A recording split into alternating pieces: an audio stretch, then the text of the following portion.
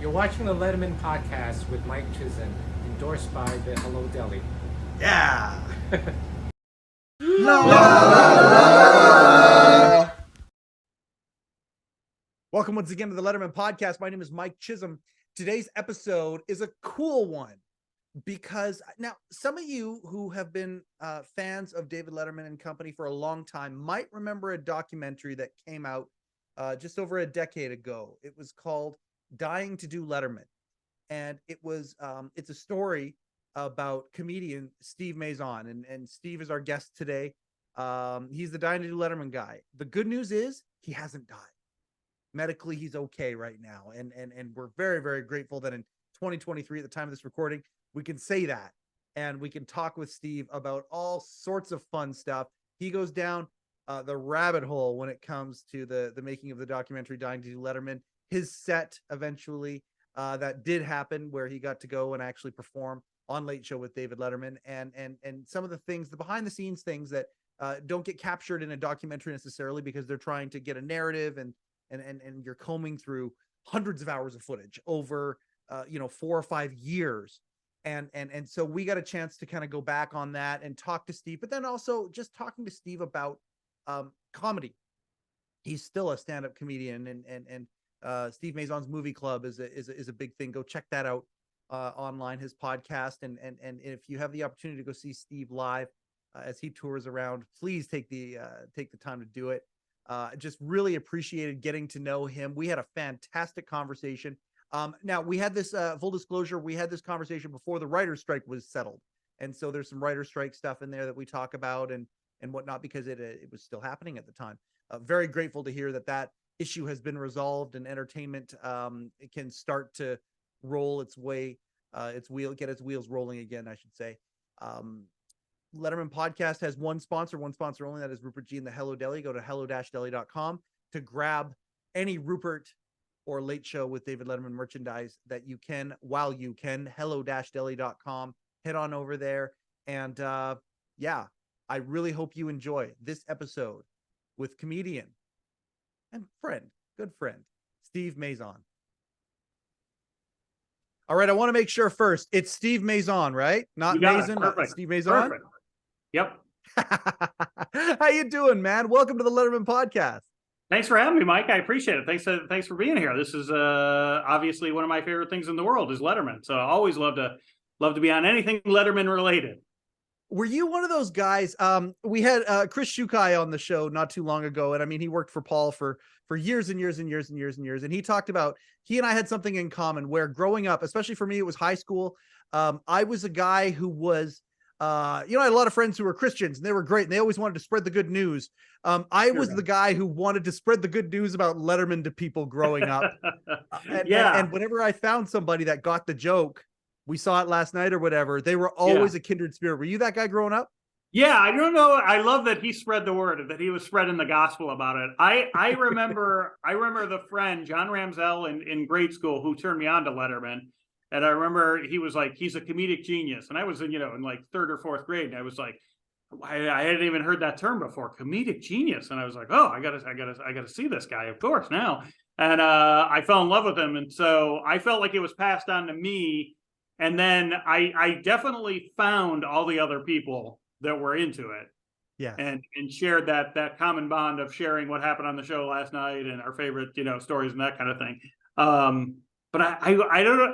Now I wish I was more of a person that was spreading the gospel. I think it's because I don't like those people who do it with religion. So I didn't want to push Letterman on anyone, Oh man, my band teacher and I, we loved him so much, and it was right during the late shift era. Yeah. And my band teacher was really into all types of music and stuff, and being Canadian, of course, worship Paul Schaefer. We all worship Paul Schaefer. He's as a musician and as an entertainer, and as a Canadian who did good, which we have this thing that whenever someone does good down south, we always like to attach the fact of pride that they're Canadian. But so we would talk about it incessantly. In between, measures where we would stop for a while and then he and I would talk for a while. And part of it, I swear to God, part of it was that, hey, yeah, you all should be part of this. You all should be a understand this comedic genius that's Well, there. I think, yeah, for sure that thing. There's always that people having fun talking about it, and then other people are like, "Wait, what are they doing? Who? What?" I mean, there's definitely that. And Letterman, I mean, again, he's one of those guys that went from cult status almost when he was doing the weather and the morning show, and then even to the late show after Carson. It was I remember specifically. I think I've said it before. My parents were like, "I don't get him. I don't get him." And you know what I mean? And it was something new and different. And so it was interesting that he went from kind of that cult faction of the people who loved him, even though a lot of people didn't get it or like it. Yep. People loved him, and then he grew into something even bigger, where he was the Johnny Carson of his time, where he was everyone did love him, and he was the big guy rather than the cult guy. Yeah, absolutely. And I mean, we've used this analogy on the show before with a few guests. And I don't know if you're a huge music fan or not. I'm a giant music fan. And I can remember, especially in the time of the 90s, when all of these indie bands blew up suddenly. Yeah. And there was always a backlash of people like Green Day is a good example. Green Day, Kerplunk is out and people are calling it, unbelievable and revolutionary and all this sort of stuff. And then the moment Longview hits, some of those people were like, "Oh, I don't like that." And it's cool because there's some people in the Letterman camp who feel the same way. They worked for him for years and years and years and years and years, right? On the indies, quote unquote. And as soon as the show got big, they moved on to other things. And it's such a fascinating tapestry of a body of work. Would you say that Dave is a direct influence into how you got into stand-up, Steve? 100%. There's no doubt. The story I've said already about discovering when I was young, and then it feeling like I'd been trying to stay up late and watch, just to stay up late as a kid, right? It was just fun to stay up late on a school night, and so I'd watch Johnny Carson because my mom and dad would watch him, and I liked him, and he had comedians on, so that was fun. And then all of a sudden they would go to bed sometimes, and then there was this guy on afterwards. I remember seeing the show before I ever saw him on Johnny Carson, like guest hosting or even being a guest on Carson, seeing the show and being like, "Well, this guy's really funny." And like, I thought it was funny. And then my parents didn't like him or didn't get him was even more fun. It felt like you had something secret. And so, I think it was a real shape. Music's a great analogy in it because there's an influence then. I didn't understand comedy. I knew I laughed, but I never looked at it further. And that he was doing stuff that was so different, than other late night shows had been done, and purposely, because he was restricted a little bit from Carson, what he was allowed to do. But it was so different, and it felt, hipper and cooler, and 100%. I think it shaped my sense of humor. It shaped, how silly I wanted to be, and how kind of original you wanted to kind of be, that kind of stuff. And 100%, he's an influence in so many ways. But even in that, the sense of humor, a direct line to him. I think about some of the stand-ups that appeared, and how they contrasted very much to Johnny. I could say this. I can echo the exact same sentiments. I used to sneak up after my dad would finish the Tonight Show when I was really young, so I could watch late night. But when I became kind of old enough to understand, famously used the idea of the deconstruction of the talk show, and I do understand that point. I think it's overused a little bit, but the fact that they would have writers on, they would have different things where they talk about the mechanics of comedy, that kind of a thing. Right. But a different culture. The comics who were on there were very different than the comics that were on the Tonight Show, other than a couple of notable, Seinfeld being one, and I think there's one or two others. Were there any stand-ups that were on Letterman in the late night days that you attracted to? Yeah, to Andy Kaufman coming out. I mean, amazing. And then I still remember the first time I saw Sam Kinison come on, and it's one of my favorite things ever, because it's as a comedian, there's so many restrictions they have on this stuff, and it's so silly, especially with whatever. I'm not blaming this on Letterman or Carson or those guys, because they have no touch with that bottom rung of what the guy who is booking the comedian is doing. but they really just think, again, the same way. It's just the structure of the base, how the late night talk shows are done. This is how the comedy on late night talk shows is. So you're going to come in and you're going to walk out and stand on the star and do your set, and all of a sudden here comes Kinison, and he comes in and he grabs the mic stand and he tosses it to the side. And as my friend, a comedian from San Francisco, always points out, he goes, if you listen closely, you can hear the mic stand crashing into like the equipment on the side. And then he's a minute later, he's in the crowd, like yelling at people and doing it. And it's so original and unlike anything you had seen on TV or comedians on TV at that point. Even still, even if someone did that today, it would be, and that was 40 years ago. They're so restrictive. I will say Conan, who we both know, is a huge Letterman fan. Absolutely.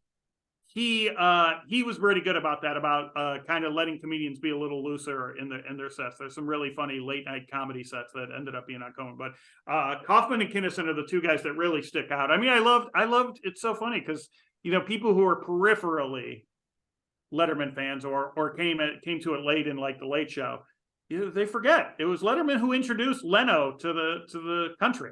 It was he loved Leno, and he would have him on to do stand-up all the time. I mean, it was So, and some would say saved Leno.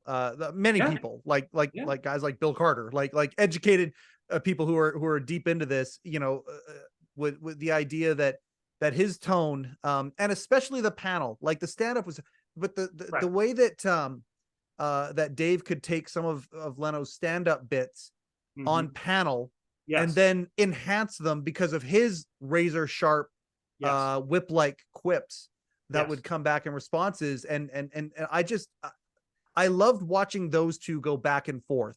So much fun.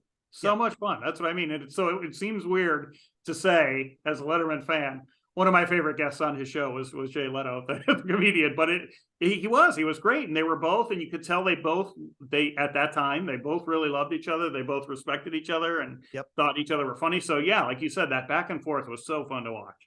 Well, iron sharpens iron. And I mean, now I guess if you were to describe it, it'd be like the modern day equivalent of a Facebook relationship status. It's complicated because there was so much of that sharpening going on back then.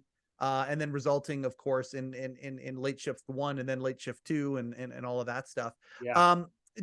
Let's go back to that real quick. The Comedy Store. Is the Comedy Store a place that you frequented? It's funny because the Comedy Store, well, like anything, like we've been talking about Letterman, the show, what it is at one time and what it is later, and how things grow like that. When I first moved, I started comedy in San Francisco. And when I moved down here, so this would have been 99. 99. Okay. 99.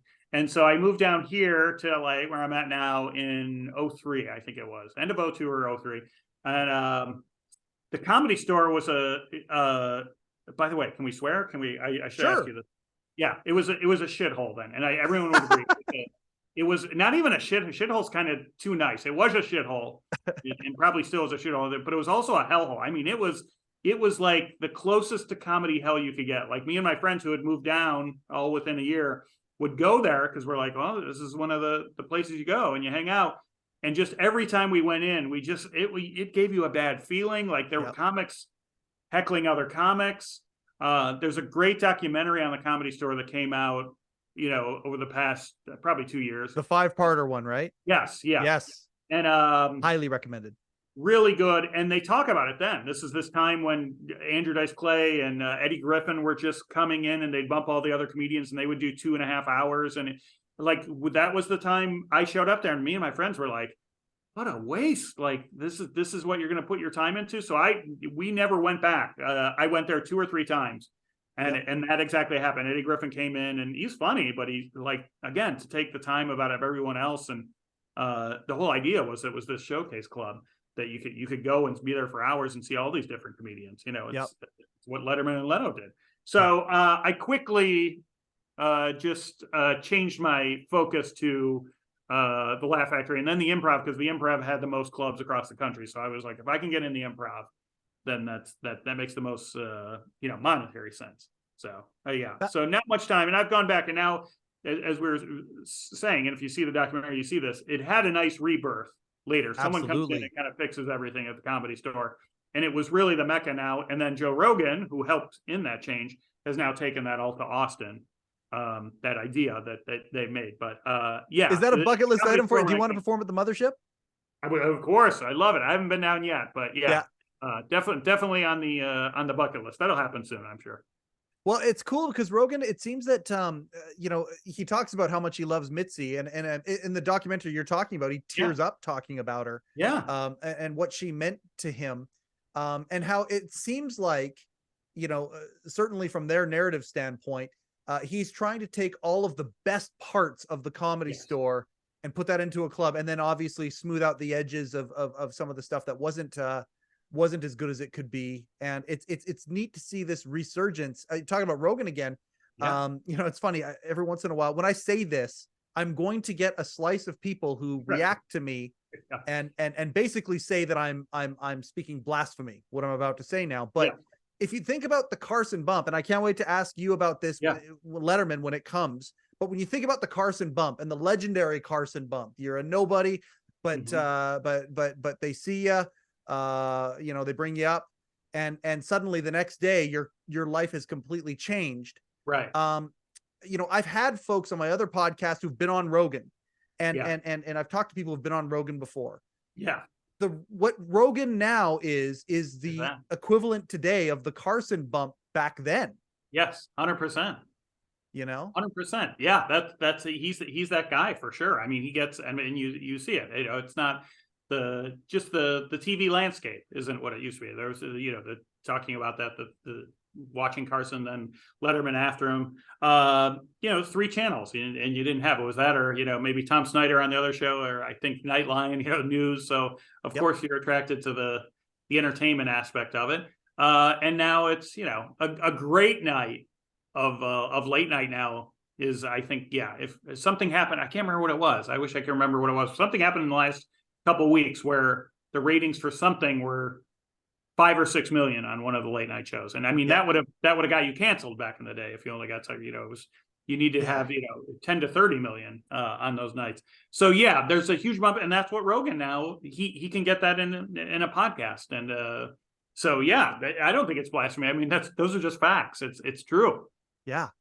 I think because he is such a polarizing figure. 100%. That's what it is. You know what? I compare it a little bit. Somebody who kind of gave me threw some shade on me for saying that. I kind of had a dialogue with them, and then it's funny, once you start having a dialogue with some of these people, sometimes, and most times that I find, if they're willing to have the dialogue, they calm down immediately. And and then it becomes an actual rational back and forth conversation. Exactly. And I think, but the polarization with Rogan now, I would compare that to the polarization of Howard Stern back when we were kind of more in our formative years. I think they touch on similar things. There's a lot of misunderstanding for certain, and then some of the things that might be controversial get blown up in so many ways. That's a good comparison, because it's the same thing. I think it's it's a lot of people. Listen, even back to the Letterman thing, there's a lot of people that love him, a lot of people that hate him. And again, I think Letterman, as he grew, became more lovable and mainstream. But at the time, and that's Letterman himself was a big Howard Stern fan. Loved him. He's the guy that introduced him and made him bigger. And Rogan's for sure like that. And again, there's plenty of things I don't agree with Rogan about, but there's no doubt his impact, and he's a for lack of a better word, thoughtful guy. I mean, he's you're talking about this stuff he's done with the Comedy Store and the well thought out, like exactly, it's what he's done. He's trying to replicate the Mitzi Shore Comedy Store, the best of it in Austin there, and he's being pretty successful at it. I mean, there's no doubt his results, of what he's doing. And the thing is, he has such a pure love for stand-up. Like he'll have guests of all sorts of crazy world-renowned authors and scientists and these people on the show. But when he has a stand-up on and he starts talking about his love for the craft, for stand-up, and it takes a special breed to do it. You've done it for a quarter century now, which is bonkers. Geez. Yeah, I haven't put it in those words, and now you scare me. Like, oh boy. Yeah, it's a long time. Yeah, well, and okay, so now I'm a jerk because I didn't I should have. My first question for you, Steve, Mhm. my gosh, should have been, how's your health? Oh, well, thanks for asking. But no, that makes me feel good that that doesn't have to be the first question anymore. That yeah, I obviously I'm here. I feel great. For people listening, in 2005 I was diagnosed with stage 4 cancer. Was given a worst case scenario of 5 years to live, and here we are, 13 plus years after that worst case scenario. I want to ask you about that real quick Yeah, because obviously when you do a documentary, and we're going to talk about dying to do Letterman, of course we will. Of course yeah, we will. But gosh, I just like connecting with you about movies and all the other stuff that yeah, we connect on. So of course we're going to talk about that. When you're doing a documentary, you obviously have narratives or phrases or whatever that you use. That was the worst case scenario that they gave you. Did they yes. give you a best case scenario as well? Did they say you could live a long productive life and still be doing stand up, some 15 years later? Well, it's funny because I know this is going to sound silly because it's a documentary that's about me. Sure. So sometimes I forget what's in the documentary, what isn't. In fact, we were just talking about something else about the comedians from Letterman, and I was like, "Was that in the movie or not?" It was in the back of my head. So sometimes I forget. So I can't remember if this mentions this. This makes me think no, the way you phrase that. But the way that happened is we went. She's my wife now, but my girlfriend at the time. Yep. Went to the oncologist when they came. It was this panel of doctors, and they said, "Hey, this is a very rare kind of cancer you have. It's stage 4 because of spread, and we've seen people live anywhere from maybe 10, maybe 15 years with this." And we're like, "It sounds like you're give us," and they're like, "That's best case." And we're like, "Well," both of us looked at each other. We're like, you could tell they were soft shoeing it. So we're like, "Okay, so you're saying best case is 10 to 15 years, maybe? Yep. Like you've seen this. What's the worst case?" And that's when they kind of like got serious. And okay, they're like, "Okay, the worst case is 5 years." Yeah. So that was kind of it. So we had a pressure because we knew they were just trying to be nice and be like, "Well, don't tell them the worst case, tell them the best case." And like the Shawshank Redemption, when Red says to Andy Dufresne, get busy living, or Andy Dufresne actually says it to Red, and then Red echoes it later in the movie, get busy living, get busy dying. You kind of had that call to get busy living. And I'm so grateful that you still are, first and foremost. Yes, and me things too, are me as things well. are, knock on wood, things are good right now. Yeah, everything's good. I have some scans coming up. I go to scans every year. I do blood tests every 6 months. Yep. So I got some coming up in December. But yeah, I'm feeling great. I still have the cancerous tumors on my liver, but they haven't grown. So that's been the good thing. That was the worry, that they would take over the liver and shut it down and or spread again, and they haven't. So very lucky. One of the moments of the documentary that I just thought was so beautiful, the get busy living, get busy dying. Your idea is, I'm not going to be a burden to you. Her idea, no, we're getting married. And the idea, okay, we're getting married, and you got married at that case. That's just one of the sweetest things I've ever heard. Is your wife still into the holistic practices of any of that kind of stuff? Still into all that stuff. And you see in the movie all the different things she comes up with. Yep. To try, like dietary cleanses, exercise, yoga, all these things, meditation.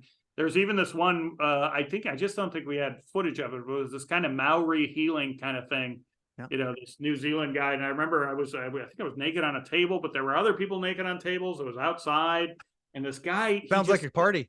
Yeah, it should have been better than it was. It was painful. He had this tiny little thing. It was like almost like a toothpick, and he just touched my heel. And Mike, it's the loudest I've screamed in my life. And my wife later was like, "He just barely touched you." I was like, "I don't know what pressure point it was, whatever."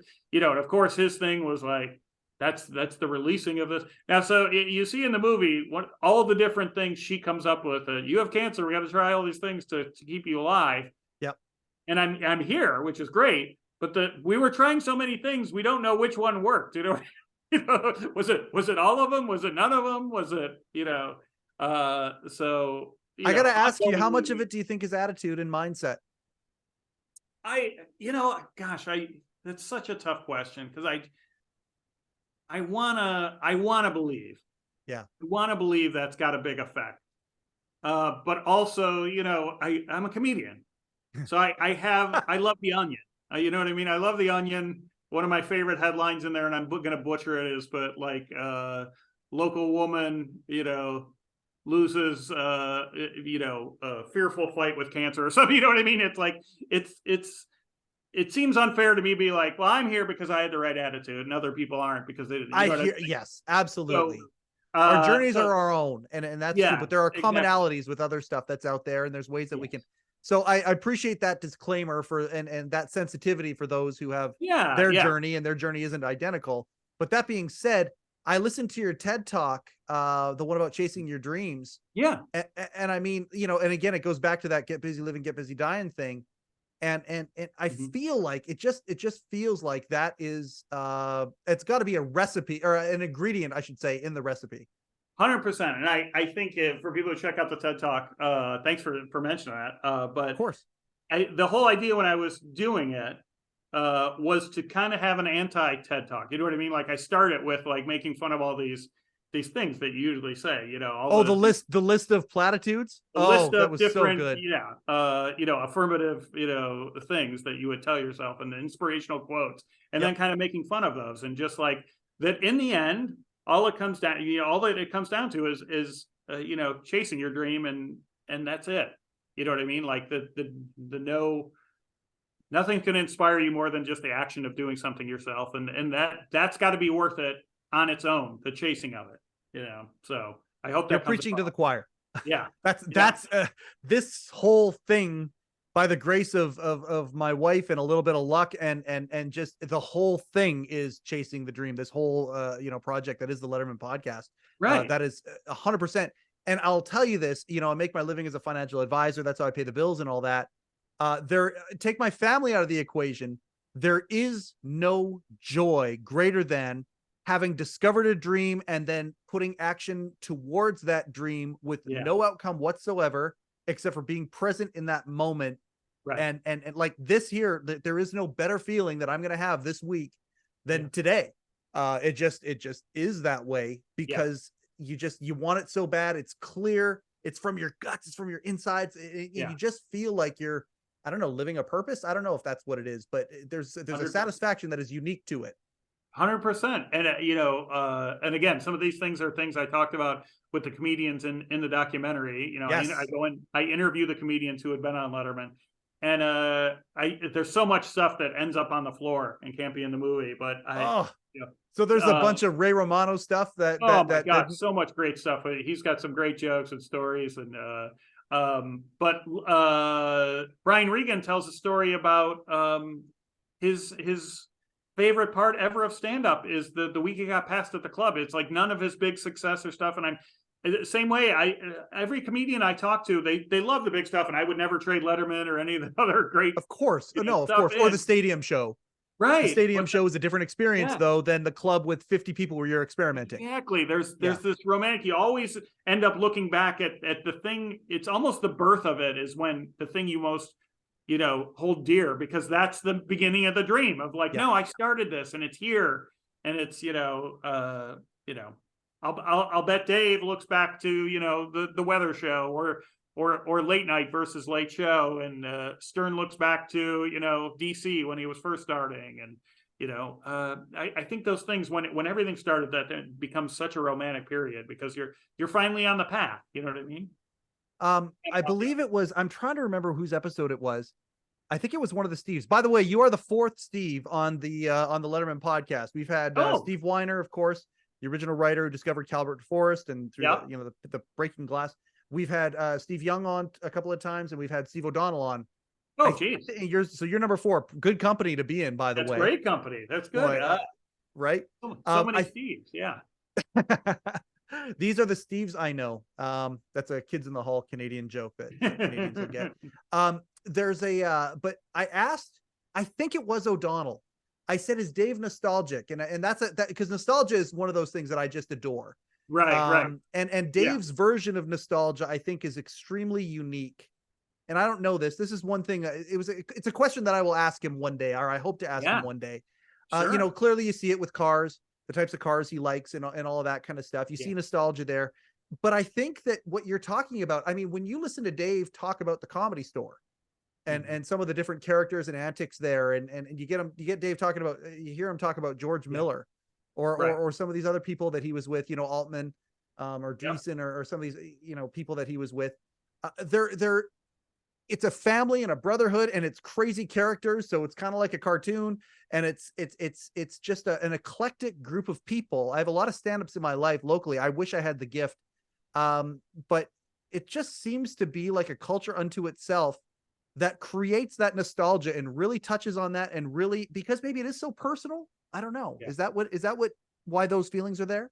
I think it's personal, and I think it's such a unique thing. Like it's I always hate, I was in the military when I was younger. I hate to, compare anything to, like, not war or anything like that, but there is and this goes to sisterhood too. It's a band of brothers kind of thing that when you meet another comedian, you immediately know what they've gone through to kind of get there and how awful it is at the beginning. I remember, when you go to a movie theater, like before the show, they'll show like local businesses or something, like up on the screen, or a trivia, like, can you guess, who, what 1993 movie won the Oscar for best picture? One of them this week, it was just a quote. It was from Dane Cook, and it said, "I wouldn't wish the first 7 years of comedy on my worst enemy." And I get what he's saying. It's so hard, it's so unnatural to do, and the learning process is so tough. And what you have to go through, it's a business of rejection, both on trying to sell yourself to people, but also in the moment. It's literally throwing yourself and your art out and getting an immediate reaction. So it's very, very tough. So whenever you meet someone else who has done that, or that you started with and you shared those moments with, there's like it feels like I said, for lack of a worse comparison, like a band of brothers, like kind of war. We were in the trenches together. So you can see Dave definitely has that he would have these guys on that he started comedy with, even the ones that weren't famous, like Dreesen, like I started in the Bay Area, Bob Sarlott, he'd have on every year, or these guys he started with and we're friends with, and he would showcase them. You could tell, he was very again, Dave's, for lack of a better word, probably you can describe him as grumpy sometimes, but really, he's got that soft spot, I think, for those guys that would show through. He would never, he wouldn't show it a lot on the show. Like you would never describe him on the show as being nostalgic, but his actions kind of showed that. To describe that, I love whenever Conan talks about Dave's disposition. And he's done it in a few different ways in a few different venues along the way. And he'll say it like, Dave's not necessarily the most, there are times where he gets grumpy. Like he'll say that, but then he'll talk about like when the genuine delight in seeing him happy. And I certainly feel that, when you see him happy, it's really, really good to see that. I love that we're having this. This is that thing. There aren't a ton of people who can get as much enjoyment talking about the minutia of this stuff. And this is kind of what it's like being in that club in high school with that other friend who understands this. This is what it feels like. There's someone else who examines this as much. Listen, this is what I loved about Dave, is that everyone else seemed like, even Johnny. I know Johnny Carson grew up in Nebraska, but he seemed like a Hollywood guy. You know what I mean? Like he had nice tailored suits and was suave, and he was, and his guests were pretty good looking and that kind of thing. And then there was Dave. Dave felt like he was from Indiana. He had a gap in his teeth. He was an outsider. Yeah, he wasn't always happy, and he wasn't always just like like today, like a Jimmy Fallon smiling, and that's great. There were times where he was ornery with people, and it was nice. It felt real.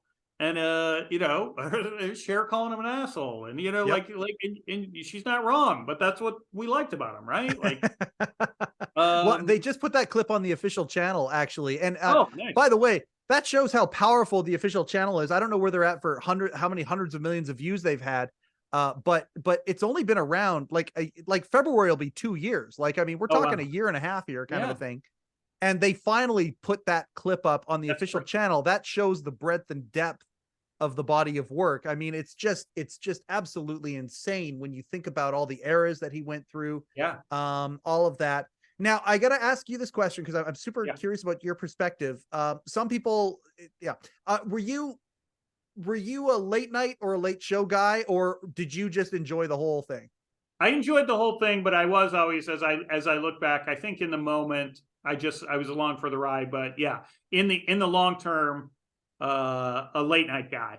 Yeah, I thought so. And in the documentary, it was funny because in the documentary, you always said, I've always wanted to be on Late Show with David Letterman. Yes. And it's like, and of course, that's what you got to say because that's the show that's out there, and that's where Letterman is, right, and all that stuff. But I was like, yeah, I feel like, you read it correctly. That's 100%. I mean, that was the time. That was when it was best. Listen, as much as I'm a Letterman fan, I'm gonna come clean. This is gonna hurt me with anything Letterman probably going forward. I'm not a fan of the current Letterman interviewing people show. Like people you don't like the long form as much. It just seems more like it's Dave interviewing people, which is great. Yeah. He's a very good interviewer, but he's just very much like he's older Dave, and he's more thoughtful. It's like, Stern's a great example of like loving Stern back in his kind of rebel days, and now he's just become more screenstream, and he's getting bigger interviews, and he wants bigger interviews, so he's going to be nicer to people, and that's kind of what Dave's doing, is being nicer. I loved when Dave just had enough of whoever he was interviewing, and he would be contentious, and that was the fun of it, and that's when you really got to see. What I'm saying is that as great as Stern is, as great as Letterman is, any different people could do those interviews where you ask them the questions, and sure, and it's still great, and I still watch the show. I'm just saying, of course, yeah, you're going way back, late night. They were very different animals. You know what it is? It's Elvis, right? It's Elvis. Which Elvis? Yeah. And you know what? Cards on the table. I like the Vegas on drugs Fat Elvis is my favorite. Oh, you love In the Ghetto Elvis. I love it. But I'll go. I love all Elvises, but that's my favorite one. I like that he was all drugged out and still doing it. But go ahead. Going back, it's late night for me for sure. Well, and it's funny because it's clearly an evolution though as well. And I mean, we're just picking different times. You could do the same thing about the Beatles. You could do the same thing about anything that has a long body of work where there's variety within that body. Yeah. And I think that's one of the things about Carson that's so interesting in how steady as she goes Johnny was. Yes. Right. In so many ways. He was really steady as she goes. And so, but Dave has evolved in 3 or 4 different ways. Yeah. Like I think about, there's a part of, I was actually, I mentioned this to Dick Cavett, which appeared a couple of weeks ago. There comes a time with certain hosts where a shift happens and they become bigger than the guest in the chair. Right. And I think when that happens, there's a responsibility that happens. Like, did you watch the U2 special? No, I haven't. Okay. Yeah. There's a part in the U2, I highly recommend it. Yeah. There is a part in the U2 special where Dave looks at Bono and says, has your activism or your antics, I forget which word he uses. He would obviously articulate it better than me. But have your antics ever embarrassed the band? Now, for a guy to look at arguably the biggest supergroup in the world, the front man of the biggest supergroup in the world, and to ask that question, right? You got to be a certain place to do that. Yeah. And there's a part of me, if you look at this as circular, you think about, it's that same muscle that he is starting to use the person who was ill-prepared or ill-advised or whatever. And he starts using him as the comedy speed bag. It's almost that same muscle, isn't it? That's you telling that, just that question makes me like, right? Okay, well now I got to see this. I mean, because that sounds like, it's so good. Sounds like old Letterman. Yeah. I cannot recommend it enough. And it combines, his love for music. And then of course, if you like U2, you will just, oh my God. But yeah, he asks the tough questions and he gets into stuff. He goes down some nooks and crannies, but it's funny that you mentioned the old Dave who could get, irritable with people who didn't bring their A game in the chair. Yeah. I mean, at the highest level, that's the standard that they have. Yeah. Just ask any of the writers, whether they were there a little while or a long while, the standard is high. And if someone's going to sit in that chair, you got to bring your A game. Yeah. Okay. So he would get contentious like that. I actually thought during my next guest interview with Kanye West, I wonder what it would look like if old Dave interviewed Kanye. So that's a thought that I've had as well. Right. I think it's it would be very, very interesting to see him get into a row with somebody. Yeah. Every once in a while, you saw it on Late Show. You saw it with Bill O'Reilly. You saw it with a few other people. But 100% with Trump. The one I remember saying recently was he interviews Lizzo. Yes. And Lizzo's very nice and she's very charming. But I was there was a couple times where Lizzo's like, all right, we're going to record you, Dave. And it just felt so produced. I was like, the old Dave would be like, I'm not doing this. Like, you're not recording me. And this is stupid. Like, you know what I mean? Like he would have been mean to her, but he'd be like, I'm not doing this, kind of thing. So, again, I'm glad he was. And I know there's people who love it. I'm not, I never like to yuck anyone's yum, as they say. No. But it's the one I love is that's what it is. It's a matter of Don Giller actually has a really amazing quote. I had him on a few weeks ago, and I heard him say in another interview though that when somebody asked him, well, which do you prefer, late night or late show? And he's like, it's like comparing early Mozart to late Mozart. It's Mozart. Right.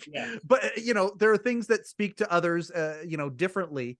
But I oh God, I love being able to talk about this with you. This is so great. It's that stuff. But I love, like I said, I was so into it, and with the comics, and then later on Late Show when he would do like Impressionist Week or Magician, all these different things. I would watch Dave because again, you just feel like when you're so deep into a show like this, you really feel. I know this sounds silly. You feel like you're friends with that, like that person. You know what I mean? Like I know Dave, like his wife knows him. Like I can tell when he's grumpy. I could tell when he's in a good mood. I could tell. So I was so good. I could tell how Dave felt about the guest. Like I would pay attention to what he said to his guest at the end. Like when he'd walk over after, with a magician or something like that, he'd be like, if it was a comedian, and you could tell he loved comedy, and I'd heard he didn't actually like magic, is what I had heard, the rumor. So he would say something like, as a comedian, he'd be like, that was great, hilarious, blah, blah, blah. But if it was somebody he didn't like, and he would pass off the comedy, he'd be like, they loved you. You know what I mean? Like it would. So I was like a student of that, of what Dave. So when I finished my set, you don't meet him before the show. So when I finished my set, that was it hit me, and you can see, you can watch this on YouTube, or you see the documentary, check it out. But you can just see my set on Letterman. You can see the giddiness hits me where it finally hits me. Oh my God, I'm about to meet David Letterman. I'm thinking he's walking up behind me. And I'm paying attention to what he says, and he says some nice things, luckily. But I was like, I'll be heartbroken if he goes, "They loved you," exactly. Here's the test. Here's right. Yeah, you did it, or something like that. Something that would have broke my heart. But it was very complimentary. So. I guess we should get I don't want to explicate the documentary, but at the end of the day, let's talk about the documentary a little bit because it came out in 2009, right? 2009 is when I actually did the show. 2009 is when you did the show, and then the documentary and the movie comes after. out. So I guess I spoiler alerted. We already talked about it. That's why I'm here, right? I hope everybody goes and watches Steve's set after they watch this podcast. Of course, don't change don't change now, obviously, to go watch it. But no, please, and we'll if it's on our Facebook group or whatever, we will put clips of your appearance on there underneath this so people can go watch it. But thank you. So 11 is when the documentary comes. So I get this diagnosis in 2005, and I decide if I only have 5 years or whatever time it is I have left, I'm going to dedicate it to getting on the David Letterman show. That was my again, and you hear more in the documentary. It's my idea how I got into comedy that was my end goal, was to one day be on Letterman because I was such a fan of this guy.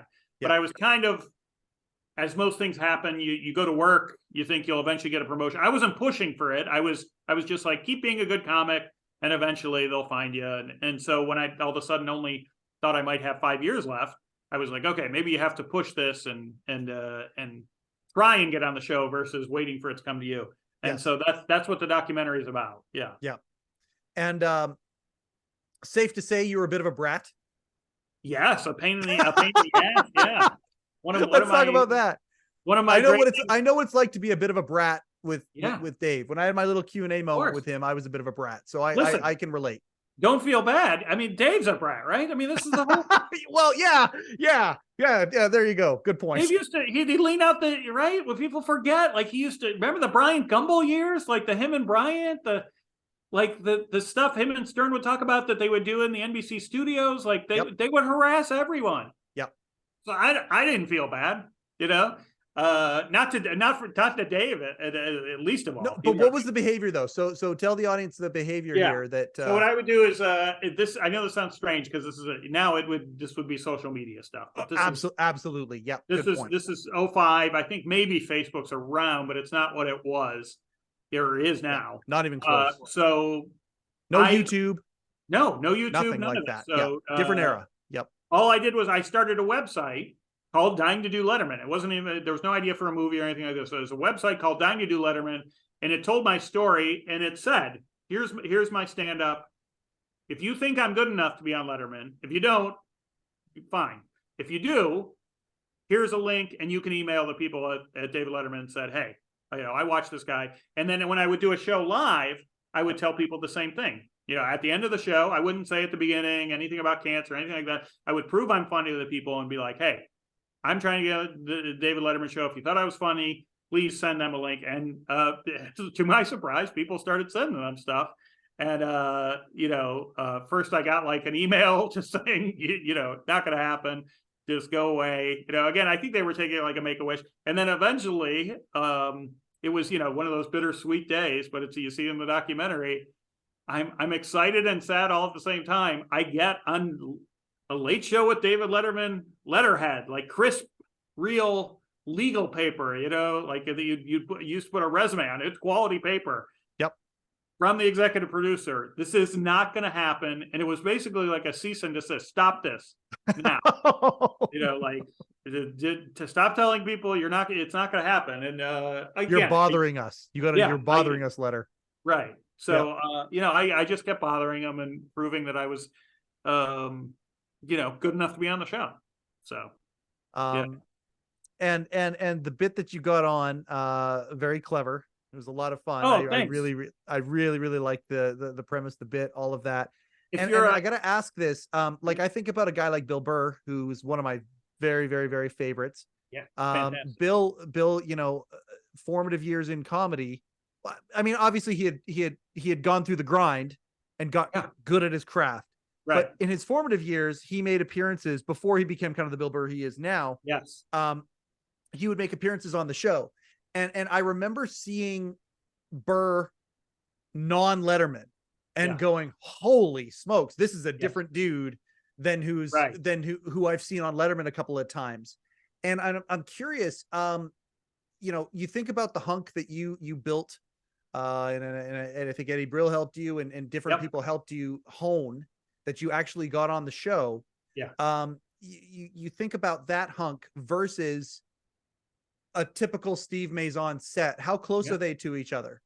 Yeah, very different. I mean, it's a completely different set than what again, it ends up taking from bugging them and then them finally relenting to at least look at me and accept that I'm a real comic, and it's not just this wish thing.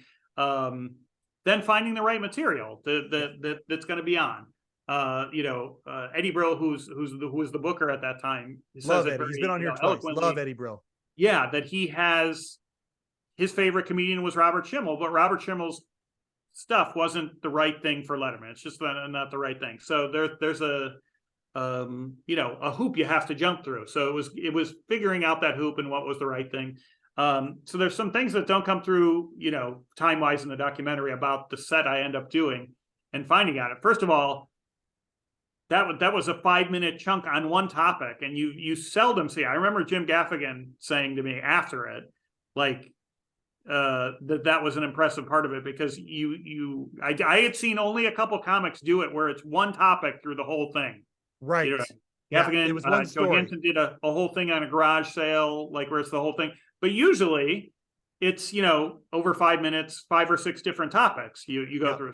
So that way, if your first joke doesn't work, you're going somewhere else, something. So it felt like a very high level of difficulty. And I think that's the compliment that Gaffigan was, alluding to. Yeah. Is it, if they're not enjoying that first minute, you still have 4 minutes of that topic that you're going to go through. So, so did you have like 3 or 4 different options when you were honing it in before you had your date? Did you have kind of like 3 or 4 options, and then Eddie or other producers or whoever helped you, said, okay, we're going to choose that one?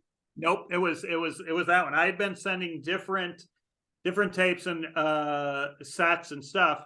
Yeah. And I think I said this, it's funny how it unfolds, is because I was sending 5 minutes, because that's what you're going to do on the show, 5 to 6 minutes. So I was sending these 5-minute things. And if I had taped, I'm on stage. So if I'm doing a 30-minute set, I'm only sending the 5 minutes I want them to see. Yeah. I had done a 10-minute set somewhere. And so it was the 5 minutes I wanted them to see. And then there was this 5 minutes of this joke about hotel key cards. And I just got lazy, because we're talking 5 years into bugging them now. I just got lazy and I didn't edit out the second 5 minutes. I wanted them to see the first 5 minutes. And strangely, Eddie Brill calls and he goes, "Hey, I love this key card bit." And I was like, "Key card? What's he talking about? I didn't send that." And I was like, "Oh, geez." So it was just happenstance that I got lazy and didn't edit that out, because he had told me before he didn't like characters. He didn't like long bits like that. So these things that he said he didn't like, that bit had. So I would have never sent him that. It was just dumb luck that he got to see it and he liked it. And I always, say it's like where someone says, "Hey, this is what I'm looking for," and they choose something different. Yeah. Then it's like someone's like, "Oh, I'm into blondes," but they're married to a brunette. When you see it, you see it, it. And he saw that bit and was like, "No, that's it." And then we changed the bit around the night before, which was a little scary. The night before we ran. That's not in the doc. Yeah. So the night before, I'd been working it. Once I knew I think I had 5 days from when I found out I was going to be on the show to being on the show. And so I practiced it here in LA a bunch. And then I flew to New York. And the night before, Eddie took me to 3 or 4 clubs to run it through.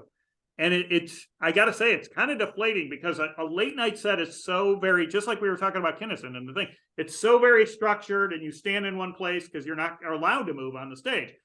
So you're at a club, and you're with comedians who are walking all around, and they're swearing and they're blah, blah, blah. And then all of a sudden there's this one, and they're doing 8 or 9 minutes or 10 or 15. And then all of a sudden you come up and you can't greet the audience. You can't say hello. You can't say give it up for the last. You just come up and you practice your set that you're going to do on TV exactly like verbatim. So you feel very like, even the audience is like, "Why is this? He's a little stiff," So none of the sets. One was great. The others were like, "Man, it was okay." But I mean, enough to make you like, "Oh shit, is this not the right set?" And there was an intro that you don't see in the movie about my wife, about she never travels with me unless I'm going to nice places. And we had practiced it, the whole night. And after the last show, Eddie says, "I think you can lose that intro with your wife." And it had a couple laughs in it. And I was like, "Well, that's the way I've told that joke all forever. I've never told that joke without it. And now you're telling me tomorrow, when I do it on a TV show in front of millions of people, you want me to tell it for the first time without that intro and see if it works?" You just know it's a recipe. It's like pulling out one part of a recipe. I didn't know if the joke would work, and luckily it does. But he's like a whittler, and somebody comes to the wood carving, and now, okay, one stroke here, one stroke there, and it changes the entire composition of the piece. 100%. If you saw the movie Comedian with Seinfeld, the documentary about him, Orny Adams has the same thing, where they ask him to change a joke. I think he said lupus in his thing, and they didn't want him to say lupus, so they asked him to change it to some other disease. And he's the same way. And he was saying lupus because poetically, lupus is a funny word. It's just it's a funny word. It could be out of a cartoon. It could be like Cucamonga or something like that. Exactly. Like Exactly. So he doesn't know if that's going to work without lupus, and luckily it does. But so there's a lot of little weird idiosyncrasies to a late night set like that. Oh God, I love getting into the weeds with this stuff here with you. Okay, so let's go to your set, because I mean, the premise of the movie, dying to do Letterman. Everybody watch it. It's fantastic. Now let's get to the day of, though, because you know, and they did you got a lot of footage. I mean, shooting a doc over 4 years. Yeah. You know, oh my gosh, the footage that you must have of and the stuff to sift through. And it's Right. not like you're doing dailies every day because the story is Yes. unfolding and you don't know what the story is going to be because it's happening real time and you don't know how it's going to end. You hope Right. how it's going to end, but you had a lot of very cool footage of finding out, of getting people's reaction, hearing it for the first time, like your mom on speakerphone and things Yes. like that. All Yeah. of that. And now that being said, you're being filmed this entire time. Yeah. Did that steal any of the joy of actually getting like were you still able to be present knowing that your dream was coming true? Yeah, that's a great question, because there is a weirdness to it, and I think you can even see it unfold in the movie over the years. You know what I mean? Because it takes it over 5 years. I think probably me and even my wife. You know, there's these parts where we do some confessionals of what's happening and that kind of thing, and you just get more comfortable talking in front of a camera with no one there, that kind of thing. You know, because the filmmakers weren't always there; they just gave a camera and we're like, when something important happens, film it and talk about it. Yeah. But luckily for me, and it's a great point I haven't even thought about, but you kind of make it there, is I had enough moments to myself. Like you even see in the movie, we get the reaction from my wife. We get the reaction from my mom. My friend Gary, who helped me with so much of this. We get their reaction. You hear me telling the story of how I found out, but there was no camera crew there when I found out, when I got the call from Eddie Brill. Yes. So that was just to myself, and it's an awesome story because I did have some friends there when the phone, and I didn't think it was happening, and then he surprised me, and so I did. There was plenty of moments where I just got to have the joy to myself, and then that flight home.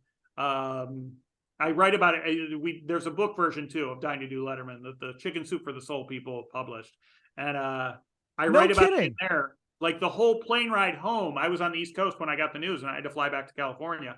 So the whole plane ride home, I just remember staring out the window as this beautiful, one of those, like the clouds were gorgeous. And I was just like, my heart was beating fast the whole time because I was like, your dream of getting on the show is coming true. And so there were plenty of moments I got to myself without the cameras. Yeah.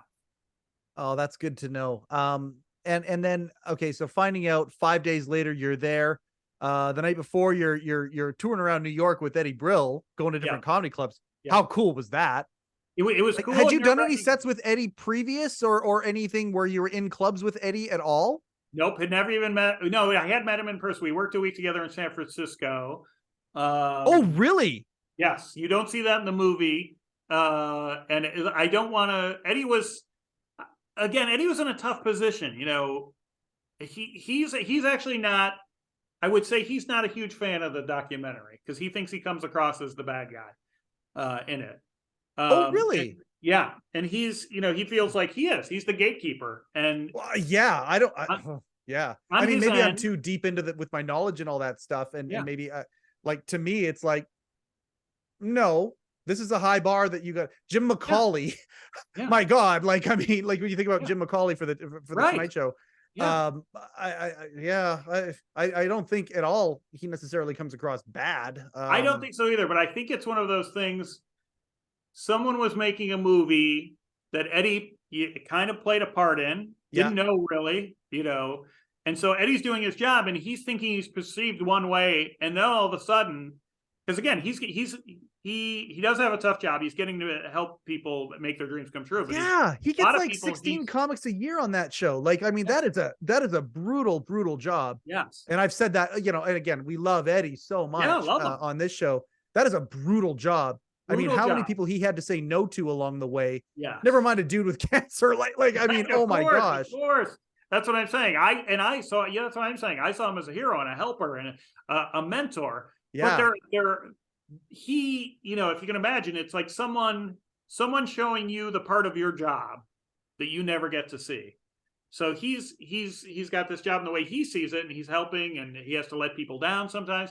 But all of a sudden, he's seeing now, and there's footage of me hanging up with Eddie Brill and like putting my hands in my face and being on the edge of crying and heartbroken. I see. And he's never seen that before. And he, and me saying the things like, "Oh, Eddie told me this is what he didn't want on the set," and then later he's like, "Well, no, I was trying to say this." Like he's Context. these little Well, things. okay. I see. Yeah, I see. and so he sees it that way. And I'm very sad. Well, let's set the record straight. Eddie Brill is awesome. Like I I read that's what I'm saying. love that he's guy. great. Absolutely. Okay.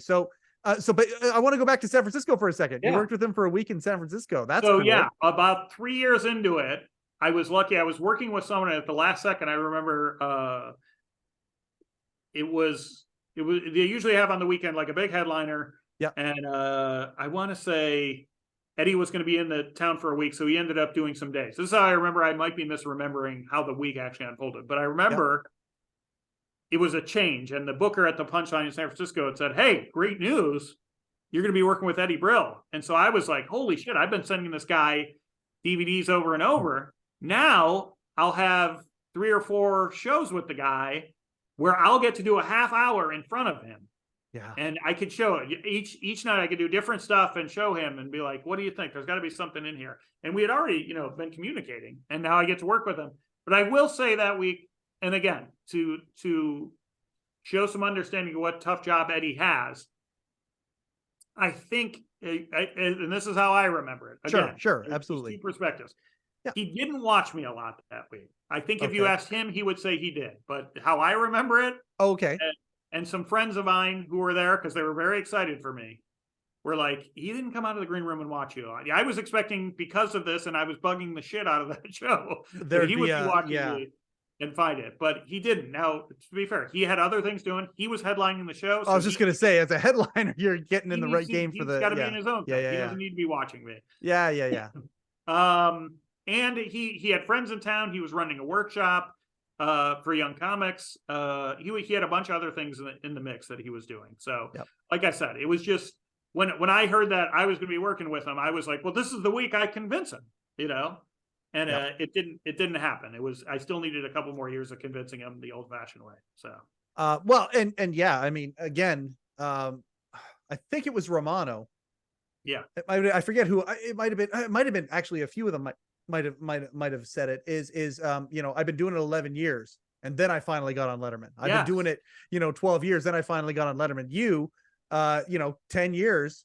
Yeah, because you started in 99.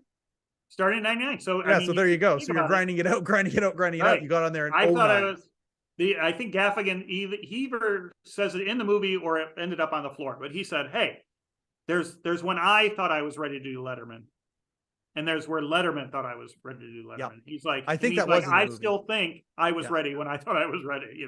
But that doesn't matter. It's what they as think. a comic, that's kind of how you have to. That's it. You have to keep your.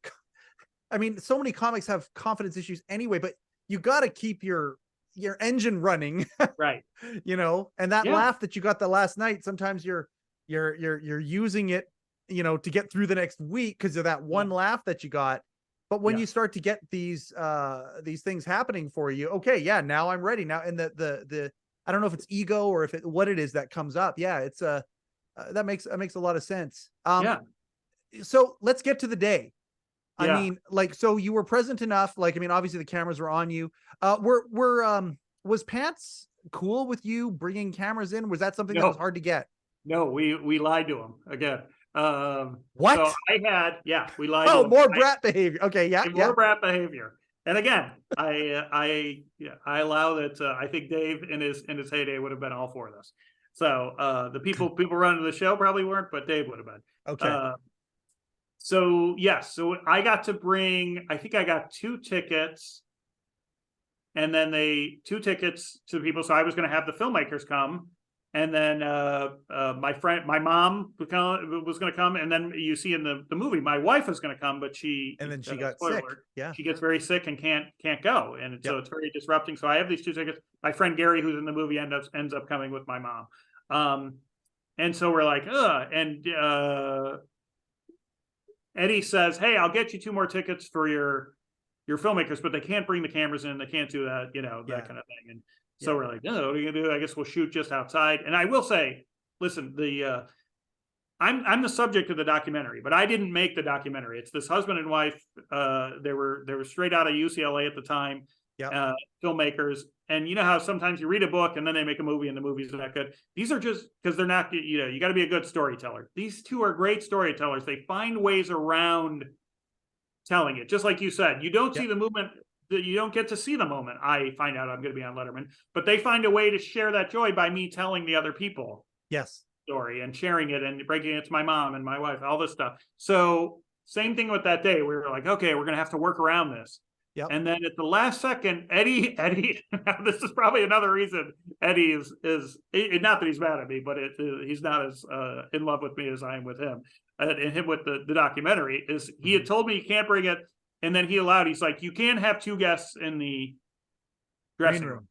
Yeah. So I was like, okay, well, it's going to be the filmmakers. And then they just snuck in their equipment. So that's why you see in the movie, you don't really see me backstage or anything like that, but there's shots of the green room after I come off and I walk into the green room and I'm in makeup and all that kind of stuff. Which by the way is like talking to Steve Young, you think about Bathtubs Over Broadway. I don't know if you've seen it or not, but I mean, I haven't seen it. He's got footage inside the office building that is just, you don't see that anywhere. Mm-hmm. And so, any Letterman fan, who wants to see the kind of behind the scenes stuff, the fact that you have anything is astounding. Right.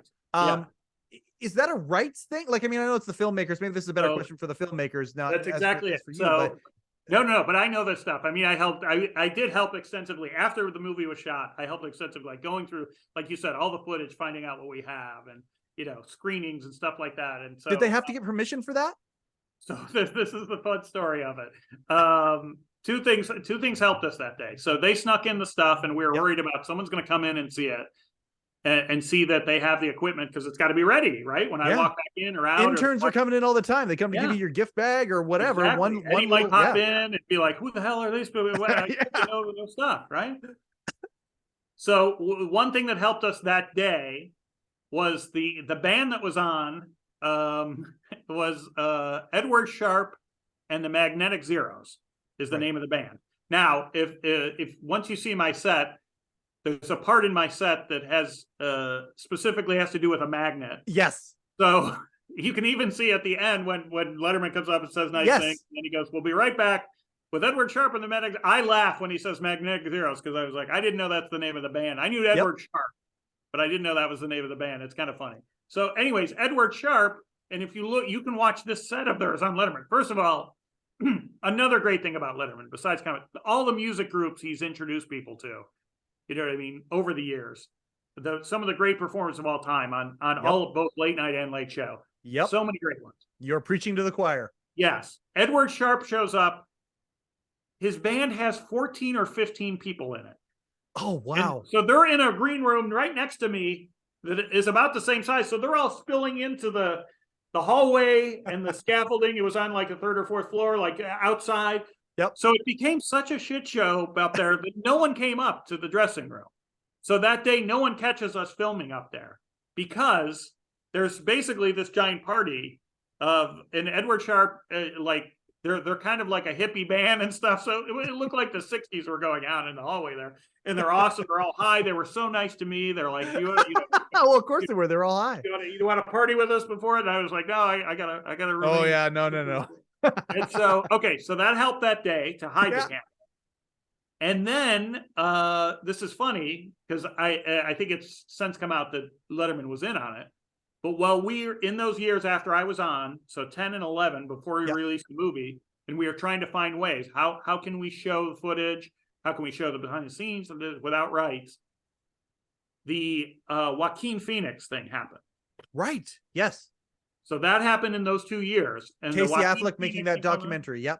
Yes. Which originally they claim Letterman doesn't know about it. And he's just acting weird. He's drugged out. No one knows, right? This was a famous Letterman story. It's like some of the Cher stuff or Farrah Fawcett, and you're like, he's just acting weird and that kind of thing. Well, it comes out later.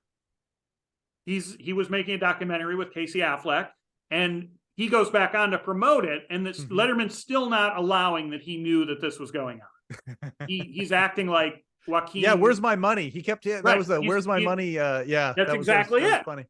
So that the filmmakers, their eyes lit up because they're like, Letterman is already allowing that Joaquin Phoenix has come on and done this thing and he's not suing them. He's not suing Joaquin Phoenix and his group for their documentary, and they're going to use footage from the show. So of course he's not going to go after this guy who had cancer and came on the show and these little filmmakers that do it. He even says something in that interview about our legal team is checked and we don't have the rights to, even this was all BS because we know now Dave was kind of in on it.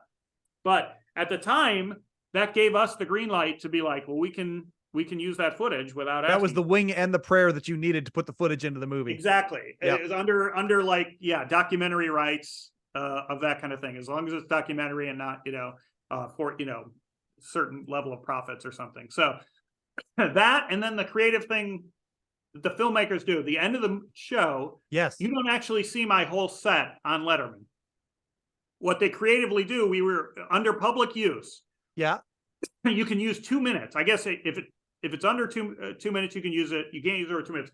So the filmmakers creatively edit in me practicing the set, all the sets that I did it before, and they intersperse it for 1 minute and 59 seconds of the actual Letterman show, which was a very creative way to do it. Did they ever say anything? Nope. Yeah. Never said anything. So we got away with it. So you see me, you see Dave introduce me, you see me start telling the joke, and then you see me practicing it at all these different places. So you see the whole joke, and then it comes back to in the middle, and then at the end when I finish and Dave coming up to me. But it's literally 1 second under what we're allowed to use in public use, kind of thing. If I'm anything, the top of the list would be daft, and so I need to ask you this question. How many times have you told that part of the story? Have you told it like a lot? Because I mean, you are so polished at it, talking about it, but I have a hard time discerning whether it's, Mike, I have told this story 1,000 times over the last, and I'm bored telling you it again, because it's just verbatim, or the passion is just coming out of you and you know it so well, you're just articulating it, it's just falling out of you. Like, have you told this story a lot? I mean, it's seriously, that's the people usually ask about like, the cancer and start chasing the dream and stuff like that. Okay. But that people don't get into the weeds that much. So it is something I'm passionate because it's what I love. I like the deep cut stuff like that. Like, okay, you want to hear a real behind the scenes story? This is how I love Letterman, but this is how we got one over on Letterman's team to get these things. So no, this is, 5 or 6 times. And it's one I share with the filmmakers when we're talking to other filmmakers about it. And it's such a fun thing that, again, if you saw the movie, that's nothing you need to know to enjoy the movie. But it's almost like a director's commentary behind the scenes of like, hey, here's a cool story about this. This is what we had to do to make this work. That's actually when I was talking to one of the things Rick Sheckman and I when we had the early conversations of what the show was going to be. He was a mentor of mine. We actually the term that I used, I said, I need you to be my consigliere. And Rick was a big film guy, and so I invoke the Godfather. I use, there's a Godfather analogy for everything. I'm a true believer in that. Listen, this is my other life is movies. I'm with you. Hey, we know how to segue. This is great, because I'm going to segue into that in a second here. Perfect. But the whole thing about this show, the idea of it, I'm the guy who, if it was a favorite movie of mine, the moment it showed up on DVD, I would pop it in because I'd probably seen it 2 or 3 times in the theater if it was one that I loved. And I wouldn't even watch the film. I would just pop on the commentary. Right. And part of what certain episodes of this show, that's exactly what we want to be. We want to be like a director's commentary of an aspect of of Letterman. And so that when you said that is like an insane compliment to me in the identifying of what this discussion is. I love that. But before we finish that last day, Dave comes over and he does say the word magnetic. I did catch that because we'll be right back with the magnetic zeros, and you had used it with the bit. And I saw your laugh and I'm like, oh, that's funny. I wonder if it's the magnetic thing. Like I totally 100% connected with that moment. He finished. It's done. Yeah. That's good night. Oh no, it's not good night, but good night for you. Do you go back to the green room? How long are you there? Do you watch the rest of the show? So he says that I think when it cuts to commercial, we're still maybe shaking hands or something, or he's pointing. And then he gives me one more really great stuff, Steve. And then I go, this isn't on camera. I go, can I have that cue card? And he gives me the greatest David Letterman, like everything we're saying we love about him, the greatest look of all time. It couldn't have been better. Like he gives me this look like, I don't care. I don't care. But I think he walks over and he grabs it from the guy and he hands it to me. And then, someone grabs him because he's got to go get ready for the next segment. But yeah, it was just this like, I don't give a shit about that. Take whatever you want, So it was great. And then I go back up, to the thing. Like I said, you had to take an elevator to the dressing room I was in. And it was awesome. You see me, I think, in the movie. I walk into the dressing room, my hands are up, and it's the filmmakers are waiting for me, and they're friends as well. So there was like besides the excitement of this for the film, like they were so like happy and like they're like, were you happy? Did you like the set? Did you have fun? I've told this part of it, but it's what I love about comedy. All the things that can go through your head at once. Yep. You can think about the joke you're telling, about how the what you got to remember about the next part. Don't forget to sell it with your face. And so while I was out there, and I don't need to tell you, this is the Ed Sullivan Theater, so Elvis got to be there, not Fat Elvis, but still Elvis. The energy, anybody who's been there will talk about the energy that's there. Yeah, absolutely. So I'm performing, and it's this score, two levels, and I hear Dave laugh off to the side, or Paul laugh off to the right side at one point. And then someone else in the thing, and then Dave laughed at another, a couple seconds later, and I was enjoying it. And they ask you, Eddie's like, "What's the last word in the bit again?" Because the minute you say that last word, we tell Paul, and when you say that word, Paul kicks in with the music. Yep. So I'm glad you. Thank you for saying that moment, because that's something that the people who do, like that is a nice little detail about the show. The music, it's a music cue. Your last word is a music cue, so you better damn well get it right. You say that right. So there was someone on the show, I can't remember who it was. We interviewed him, but we just didn't get it in the documentary. But he changed the wording, so he didn't end on that word. And so there's a pause, and the crowd's laughing and clapping because it was still funny. Yeah. But the band, it takes a couple seconds to kick in, and they came up and yelled at him, Eddie, and they're like, "What happened? Why did you change it?" And he's like, "They were waiting for it." So there's that. The other fun part is you get to pick your song that they bring you out to. So my song is AC/DC's "Long Way to the Top" if you want to rock and roll. So that's playing as I walk out. But anyway, so I'm staring at this theater. It's going well. I'm thinking all this. I'm like, this is going great. It's going well. Dave laughed. Oh, that's awesome. What if you didn't? And this goes in my head. I go, what if you didn't say that last word? What if you kept going? What if you told another joke after? Oh my God. What if you kept going? What are they going to do? Like, because there's that brat coming out. Right. I was like, I already won here. Right. What are they going to do? Are they going to kick? Is a hook going to come out and take me out? What are you going to do? And then all of a sudden, like all at once in my head, I'm like, hey, idiot, you're on TV. Cut your losses, fool. You're going to screw up the joke here. And in fact, you can't tell from it, but I do screw up the joke. There's a little mistake I make in the joke. And it, like I said, it doesn't come into play in the making sense of it, but I tell it differently than I normally do. And it probably does that because I'm in my head and I'm thinking like, hey, you just never leave here right now. like idiot, get back in your body. Stay in the moment. You're going to ruin this, So wow. Yeah, it was great. And then, like I said, when it went up and, backstage, I got to run into, I was backstage with Biff. Biff is the guy that hands you the mic before you walk out. Stage manager, legendary stage manager. The best. And then Neil Patrick Harris was you see in the movie, it's very common that Ray Romano talks about it, getting bumped. Yep. Like you're supposed to do the show, and the comedian's the easy one to yank. So he had been bumped a few times. So I'm backstage, and Neil Patrick Harris was the guest before me, and they kept going long, and Biff kept giving me the look like, they might stretch. You might get bumped.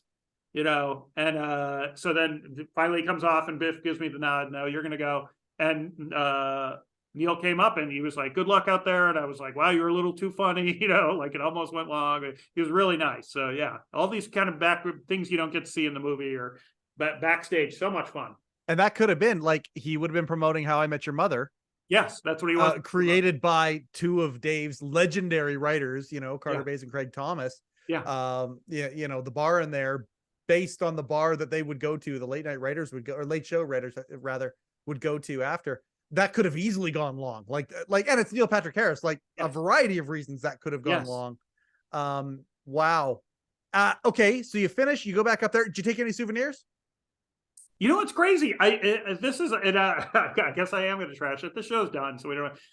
They didn't give you like I'd done other TV shows at that point and since, and there was usually a nice gift bag and stuff. I think there was a gift bag. I think there was a mug.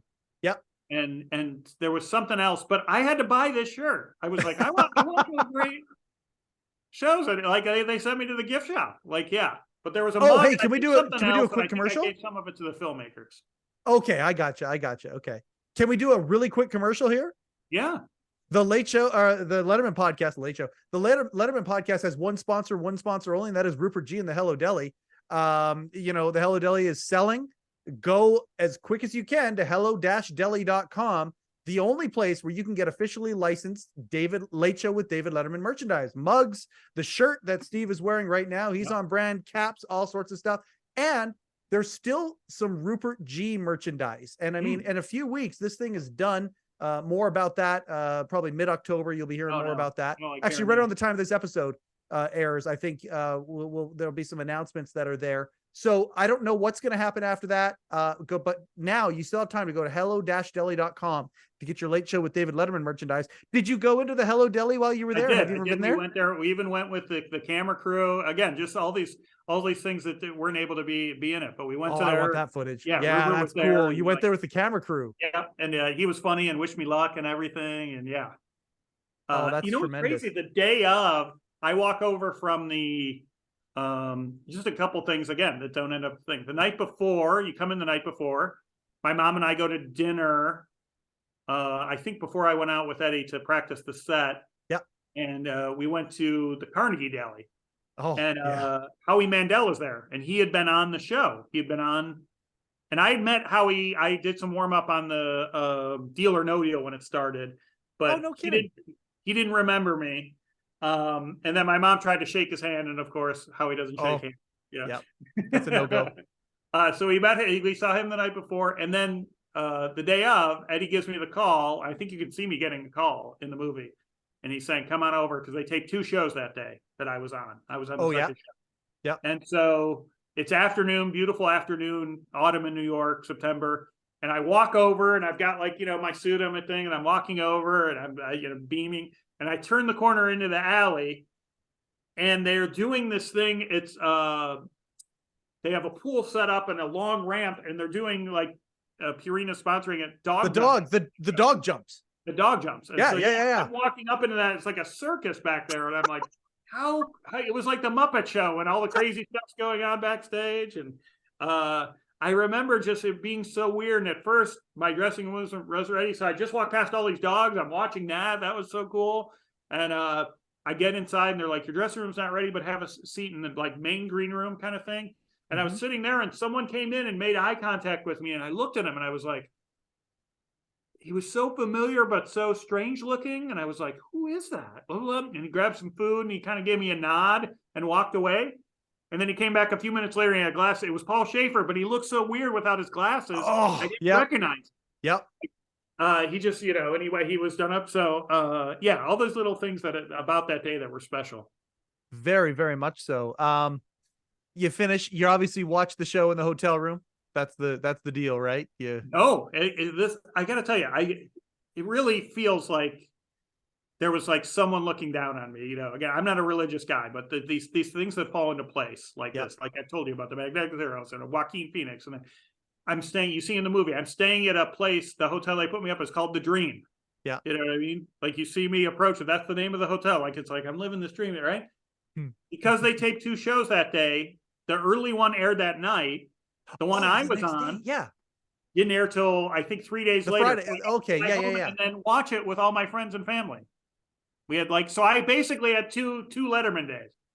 Oh, how fun was that night? Whose house were you at? Were you at your house? So I ended up watching in my house, not the one I'm in now, but all my friends came over, and it's so weird, you're watching it, as yourself, and some people, my friends had heard that joke a million times by that point, so they weren't impressed, but a bunch of the people who couldn't make it to New York had come, and it was just amazing.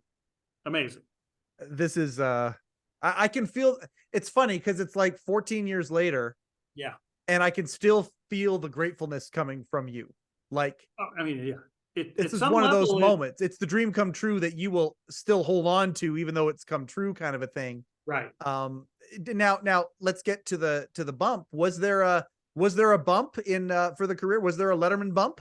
I was just going to say, whether you came back to that or not, I was just going to say that, there was a life bump for sure. Like, I mean, you can see how grateful I am and how it changed my life in that way that I again, the chasing the dream was the magical part anyways. But of course I wouldn't trade in having made it. I didn't get it, but it's not the bump it was like, even when back when there was 3 channels and stuff. Yep. So no, I did get a meeting with NBC, but I think Yep. that was more about the story came out about like the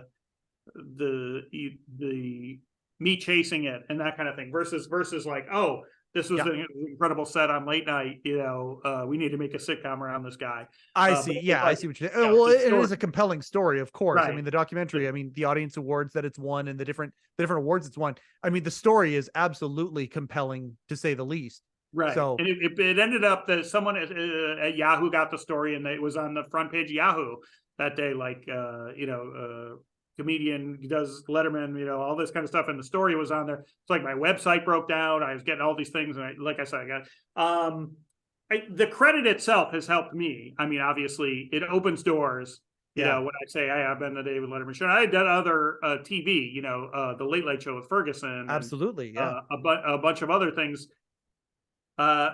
But not the bump. Even like there's a show in the Midwest here. I don't know if it gets up to Canada. It's a radio show called the Bob and Tom Radio Show. I've heard of that show.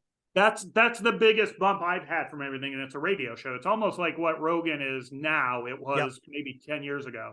Yeah, so that kind of thing where if you could do that, you get a nice bump of stuff. But again, still nothing. Even the Rogan stuff isn't a bump like Carson used to be, where you're like, okay, if you go and kill it on Carson, you really can have a sitcom the next day. Yeah, everybody knows who you are the next day, I think, is the Yes. big difference. Right. Rogan you might now, get bookings I as a think, comic. You might get a lot of bookings or whatever, but not right, everybody. exactly. You'll have more followers, and that will turn into more bookings and stuff like that. So that for sure, the credit, and then, but I mean, it's made my life. I mean, just incredible. Like I said, the gratefulness and the, I guess, even the. I don't know. As I look back on it, a little. We're talking about being a brat, like that little pat on the back of like, you really pulled out all the spots there. You could have, right? You did everything you could. Well, even stuff you probably shouldn't have. And so yeah, it does feel good to look back on it like that. Yeah. I can't thank you enough for allowing me to randomly, get a hold of you and open up this can of soup that you have, and it's so good, and I just appreciate it very, very much. Let's shift gears and talk about the movie club and what you're doing now. Because you wrote on Ellen, correct? Yep. Yeah. So let's talk about that a little bit, because do you have an Emmy? Is the Emmy in the house? Yep. You want to see it? Yes, of course we want to see it. Hold tight. Yeah, absolutely, we want to see it. Very sharp. I think I'm trying to think how many Emmy winners we've had on here. Quite a Oh few, my God! But there it is, right there. Look at that. All the Letterman writers, of course. Yeah, well, absolutely, yeah. But yeah, this is for writing for Ellen, and it's sharp, and How long were you on the show? Just one season. So Yep. luckily, what's great. I think the season before I was there, they didn't win an Emmy, and then not to say it was all me. No. It was nice that year. It is a weird thing because they do the daytime ones at a different time. Yes. Yeah. So someone called me up. I wasn't there, and they called me up and they're like, "Hey, you just won an Emmy." I was like, "What?" So yeah, what a strange call. What exactly. a great call. Like, oh, all right. Oh, that's tremendous. Yeah. So, what was it like being in that writer's room? Listen, I don't know if you've paid attention to the news, how much gets up to there, but yeah, it was a crazy stuff. And the head writer has since been, got fired in a lot of the stuff because he was kind of abusive, and I guess maybe some kind of like inappropriate sexual stuff. I didn't see so much of that, but it was kind of a lot of bullying and stuff, which seemed very weird with Ellen's brand. But Jimmy Fallon now is getting some backlash on. Well, I see it, and I mean, I know there's always two sides to every story. And when I asked the question of how was it like in the room, it was more like, I mean, when you take a pressure cooker, and you put it on high, and you fill it to the very, very, very, very, very top. And this is the scenario of a work environment. I've got a lot of friends. I'm in Canada. There's a lot of friends who work, we call it up north, and they go up to the oil patch and they talk about some of the conditions up there. A writer's room at that level, and which is why I was asking about the room itself, because I mean, everything is at max. And I can only imagine that the pressure in that situation must have been astounding for everybody. And you put anybody in a situation, and I'm not trying to be an apologist for anybody, but I look at things two ways all the time. You take anybody and you put that kind of pressure, the pressure cooker analogy, on them, and then a team of people around them all under the same amount of pressure. Yeah. And stuff's going to blow. It just is. 100%. And I'm not excusing 100%. anything, but I can imagine that the pressure in that room, like, was there relief when you after that one season, I guess is the question. Yeah, 100%. I look That's back a tough on job. Again, it's a nice thing. It's nice to have an Emmy up on the, some thing in the corner here. Yep. So, and I love the, the clout, I guess, of that's cool. Sure. I got to pay for Ellen, and I mean, it's a little below Letterman, but to when I wrote my first monologue for Ellen, she's I think one of the top 10 comedians of all time, stand-up wise. People kind of forget what a great stand-up she was. Absolutely. Her Netflix special is incredible. So too was her episode on My Next Guest with Dave. That was incredible. Both of those were incredible. Right. And so she, when I wrote a monologue and then I see her out on the stage reading my jokes, like, that's up there with Letterman. Like, that's my joke and she's telling it, and she's doing things with it I could never have imagined. She's so talented. So, and monologue was where you sat. Monologue was your specialty. You kind of did everything. You did monologue. You did bits and Gotcha. It was everything. In fact, to your point about what the boiler cooker or the boiler room was. First of all, there wasn't really a writer's room, which I had grown up watching the Dick Van Dyke Show and 30 Rock, and that's how I imagined it, and that's how comedians are. We sit around a table, throw out jokes, and then someone tops it. And then you think you've got that, and then someone else tops it, and you end up somewhere. And then there's the one. There's the one. Like the one hits, and it's like, yep, everyone agrees, and that's it. Yeah, that's what I was hoping it was. And Ellen, and I don't want to blame the head writer. This was strangely, this was a year or two after the last writer's strike. Which flipped everything at Ellen. A bunch of Greg Fitzsimmons, Karen Kilgariff, Karen Anderson, a bunch of very famous writers for that show and comedians left the show right before that. After that strike. So it was different. When I got in there was no writer's room. There was a lot of like assignment. You'd be given something, go back to your room and you work on it alone. And I was like, that's not what I was hoping this would be. And similar to Dave's though, similar to Late Show at the end, like there was a lot of that. Yeah. Oh, 100%. I mean, I knew a writer at Ellen who worked on the Letterman show, Beth Sherman. She'd be probably a good guest for you. Hey, if we can make that happen, please let's make that happen. Yeah. I think she said and again, I might be misremembering this. Yeah. I think she said she never met Dave. Yeah. Absolutely. So, Lots of folks. So to Ellen's defense, I worked with every day you would work with her. I'd be, in the room 5 feet from her working on jokes. So one of the boiler room kind of stories is, and this became a thing, to exactly what you're talking about. And I think you're close to the truth. Like from the outside and reading things, it sounds awful. Yeah. And it is. I know you want things to be better. Yeah, absolutely. We're all hoping for that. But it is, many times you would be working throughout the day on a monologue or something with Ellen, and you meet 3 or 4 times, start in the morning, and you're taping in the afternoon around 2 or something. And so you're honing this thing, and you keep bringing it back to her, and she changed. And sometimes, this wouldn't happen often, once a month, you'd give her the monologue at that last thing, and the show's about to start, and she'd be like, I want this changed. Well, the show is about to start, so now you have to change that on the computer and go to the teleprompter guy and get it in the teleprompter before she walks to the stage, which is where she's going. You have to do 3 things before she gets out, and the music is kicking in already of they're introducing her. So your heart's beating. You're like, oh shit, right. Can't even imagine. Yeah. And so, I mean, it is as stressed as I've ever been on stuff. I was in the Navy on a submarine, and this was more stressful than anything I ever did in that. Like just the pressure of it. Now, a couple times, a couple of the woman writers. I'm not making a man-woman thing about this. I'm just saying this is just the facts of how it unfolded. A couple of those women cried when that happened.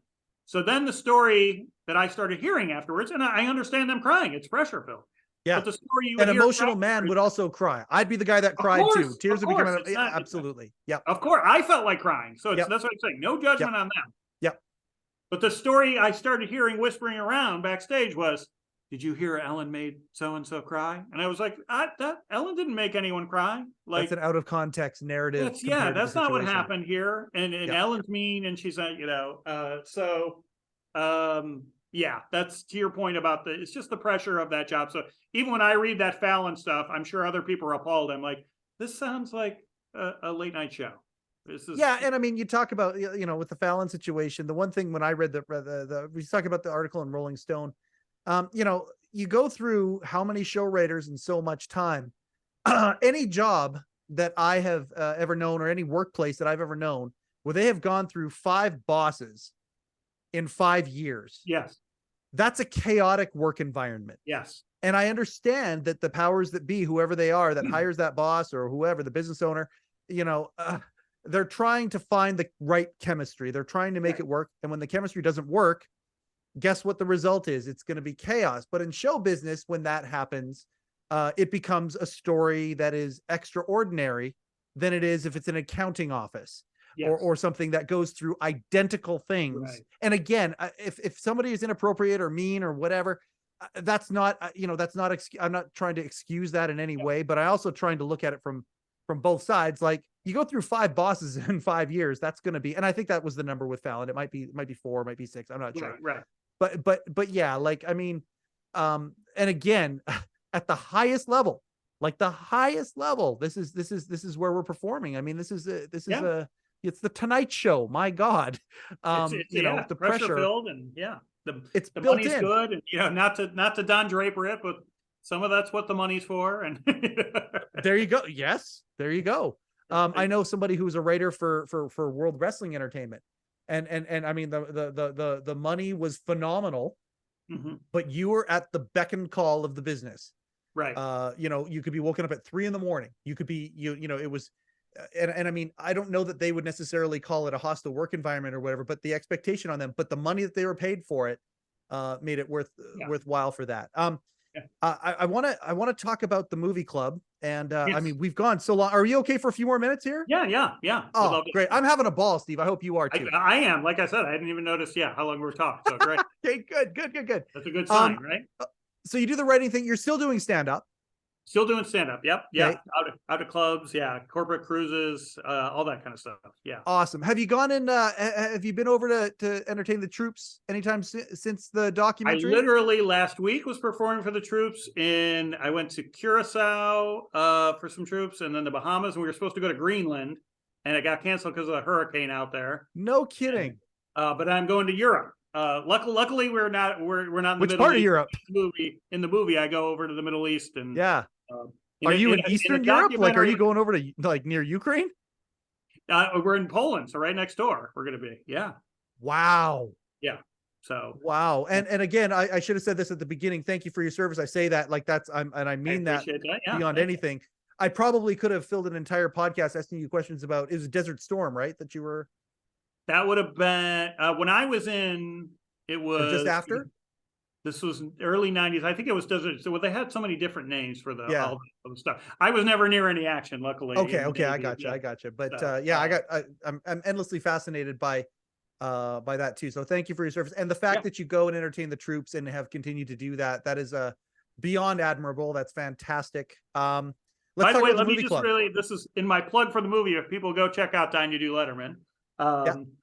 I know usually you say cancer documentary. I say I'm not seeing that movie, but it's fun and funny, and there's even explosions. You get explosions in the movie. Oh my God! Do you ever? Oh my God! Okay, so yes, Oh shit! Thank So you. I'm saying Thank you like, that's a, you don't have to backtrack, but I'm just saying it's Yeah. much better than you think cancer documentary, right? Yeah.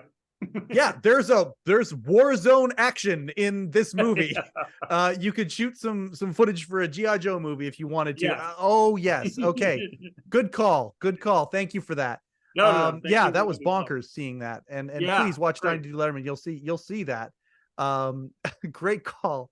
Let's talk about the movie club because I think you and I have a very similar. Again, we talk about Rick Sheckman. I mean, you know, love movies. He's the authority on them. He just passed away this last March. Anytime I have a chance to mention Rick, I mention him. He and you know, there are people who like movies, there are people who are enthusiasts of movies, and there are people who go down the rabbit hole deep. Yeah. You and I are certainly the latter, especially on the movies that we like. Talk about the movie club. Okay, so I you know, it's one of those things like when you do comedy, even at the clubs, I come up to Canada often, like, but you're there every year and a half, so you always want like a way to stay in touch with people. So podcasts become a thing. Yep. And I'm sure this is a bit of the way you found your way to this. I just eventually, because I love it, I always find myself end up talking about movies. So I've with other comics tried 3 or 4 different podcasts of different things, ideas. And then after those, I just thought to myself, anytime I could be talking in a line at the grocery store with someone I just met. And if we're there long enough, the conversation eventually will go to movies, or they'll say something that I'll think of a movie and I'll recommend it. Yep. Or they'll say a line, from a movie or something. You see the magazine rack and you see a star in one of the, yeah, absolutely. So there's always some, so I always end up there. So I'm like, okay, well, that's what I'm going to, if I'm talking about that anyways, might as well start recording it. And then, so my mom was in a book club, and I was like, well, what if I started a movie club? So instead I always say it's a book club for people who don't like to read. Yep. And so we watch a movie each week. I announce it, on my social media, like, hey, this is a movie. We play some games, like, can you guess the movie this week from the poster tagline, or from this minimalist poster, or from these actors who are in it. And then I announce the movie. People watch the movie. They send me their thoughts. I have a guest as well, and then I share those thoughts in the guest interview on the movie, and we watch another movie the week after. So when you have the guest on, you're talking about the movie, not while it's running real time necessarily. No, you not just discuss the movie. You bring 2 or 3 discussion points, and then you're off to the races. Post watching the movie, just all afterwards, sharing some trivia, thoughts, insights. Yeah. You mentioned, the great thing is we're, I think, 6 years into it now, so we have 300 plus movies we've watched. And where can this be seen? Tell where can we see this? Yeah, wherever podcasts are not sold. Apple, Spotify, Spotify, iTunes. Yep. I think the one thing it's not on might be Sound Exchange. Okay, but Google, yeah, okay, so it's everywhere. Okay, everywhere else you can find it. iHeartRadio has it. All that stuff. So, and what's it called? Steve Mazan's Movie Club. It's just called my last name, Mazan Movie Club. Mazan Movie Club. Okay, Mazan awesome. Movie Club. Yep. And so the idea in the beginning is we watched the top 100 rated movies on IMDb. Awesome. And then after that, we watched the top 100 movies on the American Film Institute list. Some of those are shared on both, so we didn't go through, and then the pandemic hit. So then I just started picking movies that were great, but that are streaming on either Prime or Amazon or Netflix, so that people didn't have to spend money because they weren't working. And so that's kind of where we are now. Movies that are considered great. Like this week, we're doing The Wolf of Wall Street. Yep. So yeah, but I got a good one. So in watching all these movies, though, there's these. I've had a bunch of theories come up on different movies. So you mentioned Consigliere earlier. Yes, sir. Are you a big Amadeus fan? Not as much as The Godfather. The Godfather was aware that it was there, but of course, I mean, Amadeus is, of course. Well, let me get this, and you'll have to be a guest. You and I have already talked about this off your podcast. Okay. You got to be a guest because I love that you love movies as much. Absolutely. I ask every guest 3 questions besides the movie we're talking about that week. Okay. What's your favorite movie? What's the best movie of all time, if it's different from your favorite? And then do you have a movie, it's a bad movie, but you like it? Kind of a guilty pleasure. Absolutely. Are you asking that right now? My best movie. Yeah. What do you got? Okay. Best movie. It used to be The Empire Strikes Back. It's now Rogue One. So I'm a gigantic Star Wars fan. Oh, wow. And Rogue One actually has edged out The Empire Strikes Back by the tip of a Star Destroyer. Okay, so that's the first one. So Rogue One is my favorite because it's got to be a Star Wars deal. What's the second question? So favorite movie, best movie of all time, if it's different than your favorite. Like, okay, this is probably the best movie made. Like there are some I have a compliment for a movie, but I call it a perfect movie. Like Iron Man 1 was a perfect movie. Yeah. The same with actually the first Marvel Spider-Man movie, Homecoming. That was a perfect movie. And there have been perfect movies along the way. I gotta go with, but I call them one is Godfather 1 and 2. That's what I say is the greatest of all time, because they hold up like you wouldn't believe still. 100%. The period 100%. piece part of it is just, it's astounding. And I do have I definitely have a bad movie that is just in my heart, and it's one that I know nobody will have ever said to you. It's a movie with a guy with James Woods and Lou Gossett Jr. It's a movie called Digstown. I'm going to push back. That's a great movie. It's fantastic. Yeah. It's fantastic. There's no, and again, the only way it'd be a guilty pleasure is because people don't know enough about it. But there's anyone that's listening to us talk, you go see that movie, you're going to like it. I mean, it's good. It's great. Quality, great acting, great twists, great story. So many cameos. It's great. Someone else listed that as their favorite movie of all time. You're kidding me. Yeah. Oh, that makes me so happy. And they threw me for a loop because you get the usuals of like Godfather and Shawshank and those kind of Goodfellas. But when they said Digstown, I was like, oh my God, that's fantastic. I love it. I love that movie. I love it. Roadhouse gets thrown out a lot as like I can imagine Roadhouse would. A bad movie that people like. I think almost anything with Patrick Swayze is a guilty pleasure. Right? They're never great, but they're so fun.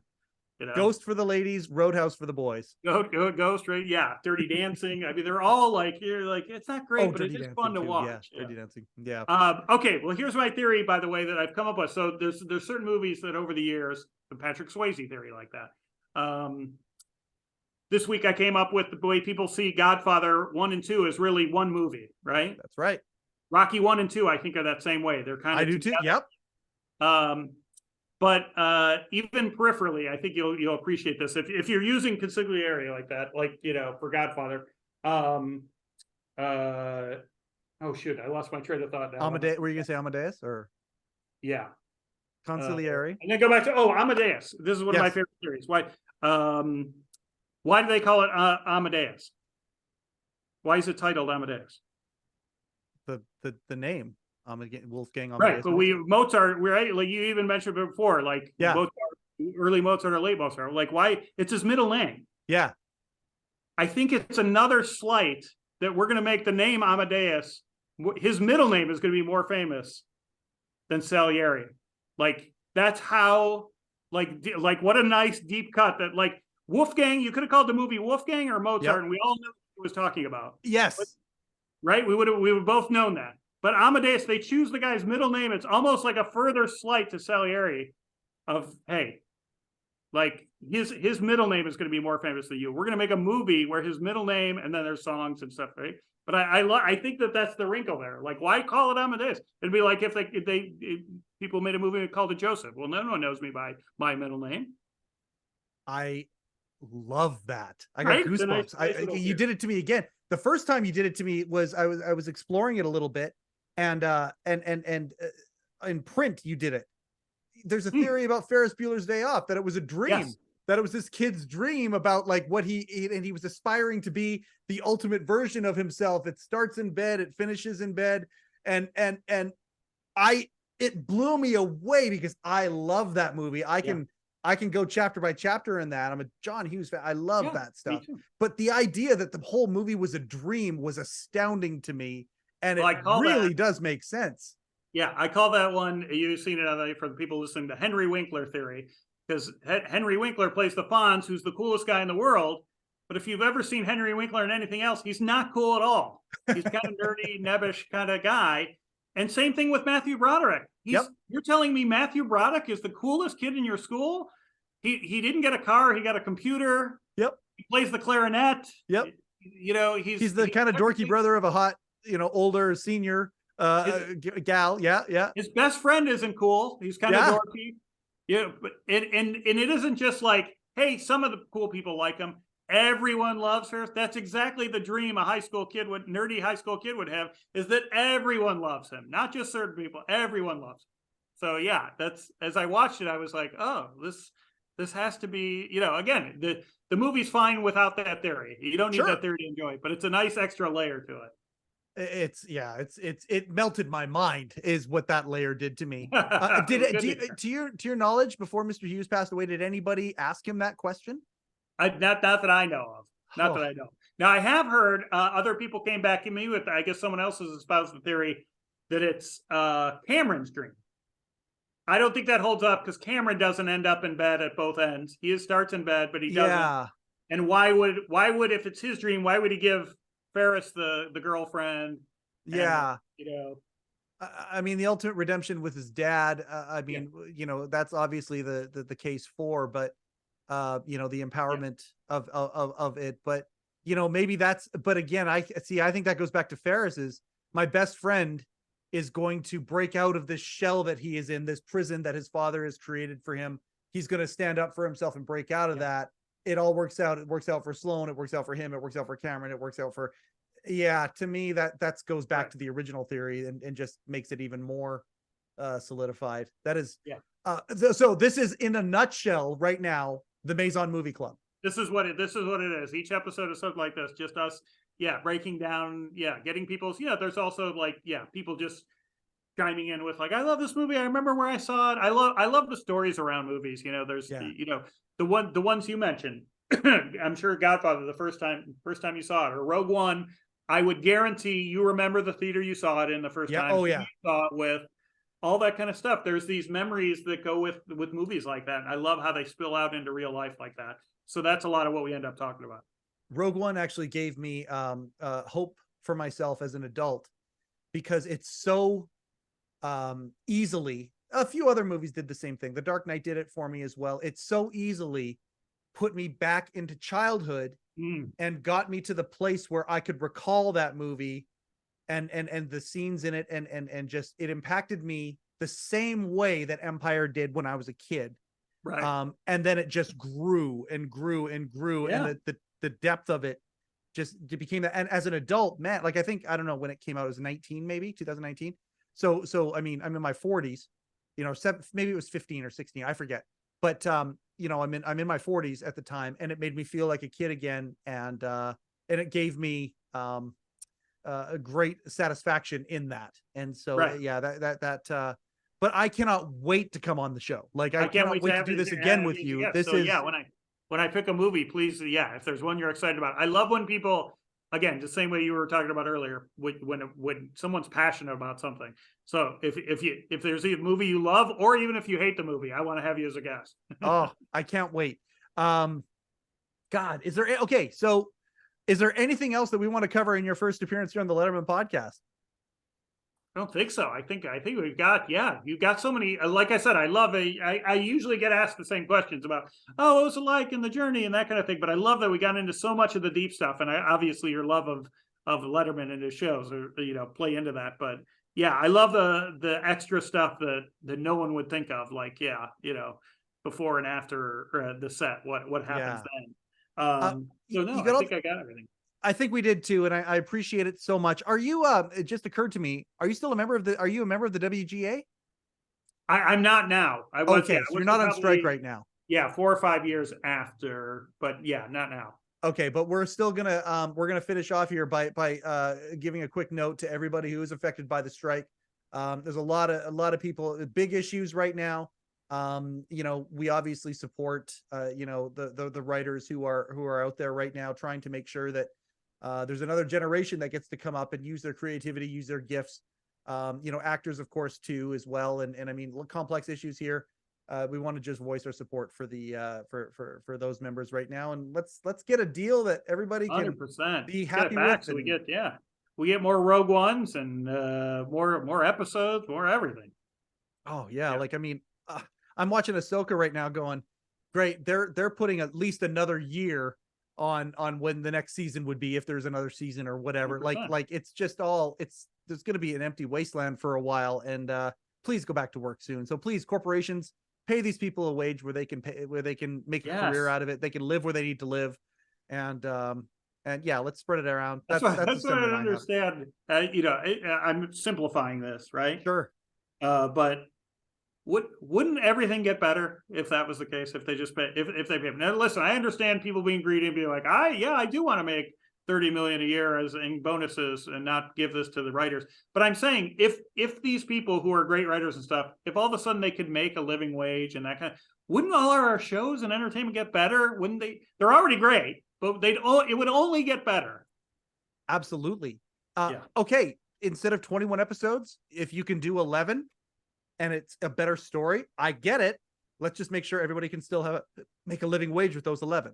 Let's figure out a way that can happen. So yeah, I totally am on the same page with you. God, this is thank you so much. I'll say a quick goodbye and we'll say our goodbye, our real goodbye privately. Okay. Thank you, Steve Mazan. Oh, best way to find you, SteveMazan.com. SteveMazan.com, on all the social media at Steve Mazan, Mazan. You can find me on TikTok, Instagram, Facebook. Facebook is because of the chat feature of the commentary. You can leave comments much more easily and have conversations with other people. That's where a lot of the movie club work gets done. But yeah, it's on Instagram and TikTok as well. And still taking bookings, obviously, always. Yes, always there. So come out and laugh. And check out. You can see clips online from Letterman, my dry bar, other TV appearances, all that stuff. Excellent. Okay. That's man, as you can tell, I love doing this show so much. It's just the greatest. It shows. And you're a good interviewer. I like it. Oh, thank you, brother. I appreciate that so much. This has been another episode of the Letterman Podcast with Mike Chisholm. Coincidentally, I am Mike Chisholm. Thank you and good night. Overcoat and underpants.